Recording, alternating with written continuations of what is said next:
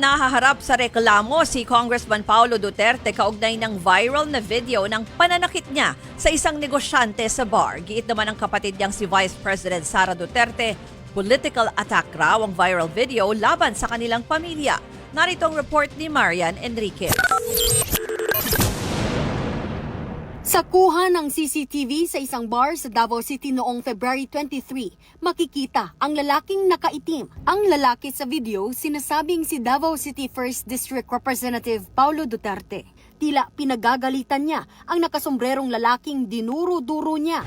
Unti-unti niya itong nilapitan at tila may hawak siyang bagay na ginamit niyang pang-amba. Napayuko ang lalaking kaalitan ni Congressman Duterte. Dito na hinedbat ng kongresista ang kaaway. Patuloy niya itong kinausap sa dinibdiban. Maya-maya, dumating din ang isa pang lalaki na tila may tinuturo sa counter. Dito na naputol ang kuha ng CCTV.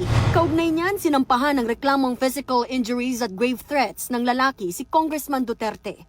Ang nakaalita ng kongresista, kinilalang si Criston John Patria, isang negosyante. Sa investigation data form na kinumpirma ni Department of Justice Prosecutor General Richard Fadulion, alas 3 ng madaling araw noong February 23 nang mangyari ang insidente sa isang bar sa Davao City. Hindi na nito idinetalye ang buong pangyayari, pero gumugulong na raw ang investigasyon. Nasa dahig ngayon si Congressman Duterte para bisitahin ang kanyang nakakulong na amang si dating Pangulong Rodrigo Duterte. Hindi niya itinanggi ang naturang video. Karon nakakita na po mong video, dugay-dugay na nahitabo. Sige lang, inyuha gyapong desisyon kung kinsa inyong butohon sa inyong pagka-congressman sa unang distrito.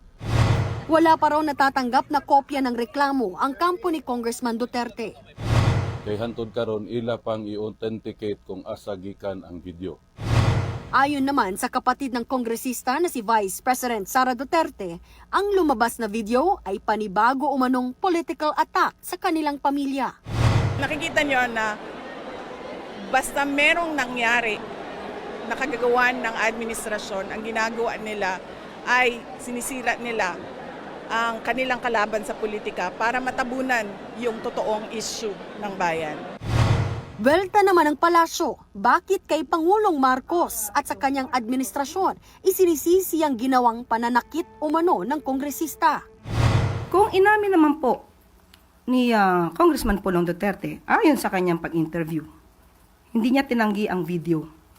Papaano ipapahid ng Vice Presidente ang ginawang ito ng kanyang kapatid sa Pangulo at sa administrasyon?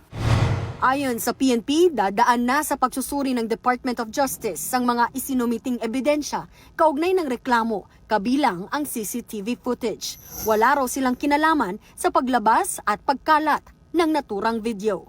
Nagbabalita mula sa Frontline, Marian Enriquez, News 5.